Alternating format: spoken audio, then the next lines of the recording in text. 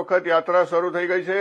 અમરનાથ યાત્રા પહેલગામ અને બાલટાલથી શરૂ થઈ છે। મહત્વપૂર્ણ છે કે અમરનાથ યાત્રા માટે તીર્થયાત્રીઓનો પ્રથમ જથ્થો શુક્રવારે કાશ્મીર પહોંચ્યો હતો। જમ્મુ કાશ્મીરના ઉપરાજ્યપાલ મનોજ સિન્હાએ સુરક્ષા વચ્ચે જમ્મુના ભગવતીનગર યાત્રી નિવાસ યાત્રા આધાર શિબિરથી 4603 યાત્રીઓને લીલી ઝંડી બતાવીને રવાના કર્યા હતા। સુરક્ષાને ધ્યાનમાં રાખીને દરેક પેસેન્જર માટે રેડિયો ફ્રીક્વન્સી આઇડેન્ટિફિકેશન કાર્ડ ફરજિયાત છે। આ વિના કોઈ પણ મુસાફરને આગળ વધવાની મંજૂરી નથી। પવિત્ર ગુફાનું અંતર દક્ષિણ કાશ્મીરના પહેલગામના નુનવાવ માર્ગથી 32 કિલોમીટર છે અને મધ્ય કાશ્મીરના ગાંદરબલના બાલટાલ માર્ગથી આ અંતર 14 કિલોમીટર છે। બાલટાલ રૂટ પરથી જતા યાત્રીઓ એક જ દિવસમાં દર્શન કરીને પરત ફરે છે અને મોટાભાગના પ્રવાસીઓ આ રૂટને પસંદ કરે છે। દરમિયાન બાલટાલ અને પહેલગામ નૂનવાન બેઝ કેમ્પ પહોંચતા જ યાત્રાના રૂટ પર ઉષ્માભર્યું સ્વાગત કરવામાં આવ્યું હતું।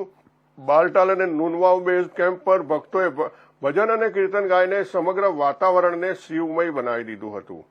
આ વખતે યાત્રા 52 દિવસ સુધી ચાલશે। 19 ઓગસ્ટ સુધી ભક્તો બાબા બર્ફાનીના દર્શન કરી શકશે।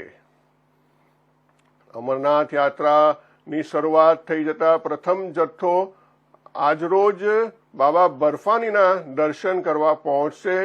ચુસ્ત સુરક્ષા વ્યવસ્થા સાથે અમરનાથ યાત્રાનો પ્રારંભ થઈ ચૂક્યો છે।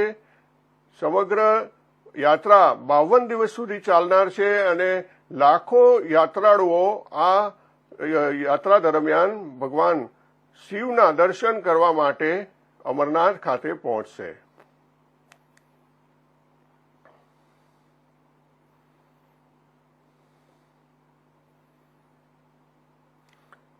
તો અમરનાથ યાત્રાની શરૂઆત થઈ ચૂકી છે। પ્રથમ જથ્થો રવાના થયો હતો। 4603 યાત્રાળુઓનો પ્રથમ જથ્થો યાત્રાને માટે પ્રસ્થાન કરવામાં આવ્યો હતો। રાજ્યપાલ દ્વારા આ યાત્રાને પ્રસ્થાન કરાવવામાં આવી હતી અને પ્રથમ જથ્થો આજે બાબા બર્ફાનીના દર્શન કરવા માટે પહોંચશે।